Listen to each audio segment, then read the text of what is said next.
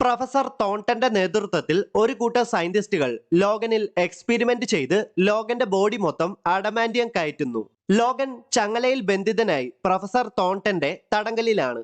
ഒരിക്കൽ പ്രൊഫസർ തോണ്ടന്റെ നേതൃത്വത്തിൽ വീണ്ടും കുറെ സയന്റിസ്റ്റുകൾ ലോഗനെ എക്സ്പെരിമെന്റിന് വിധേയനാക്കുന്നുണ്ടെങ്കിലും ലോഗൻ അവരുടെ പിടിയിൽ നിന്ന് രക്ഷപ്പെട്ടു.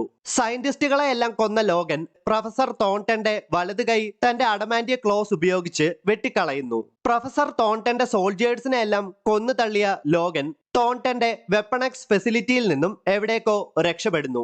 ഇത്രയുമാണ് ആ ഫ്ലാഷ് ബാക്കിൽ കാണിക്കുന്നത്.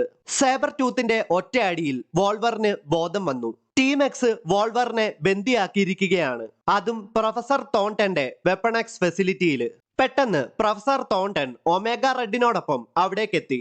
അന്ന് ലോഗൻ വെട്ടിക്കളഞ്ഞ തന്റെ വലത്തെ കൈക്ക് പകരം ഇപ്പോൾ ഒരു പ്രോസ്തറ്റിക് ക്ലോയാണ് പ്രൊഫസർ തോണ്ടൻ വെച്ച് പിടിപ്പിച്ചിരിക്കുന്നത്.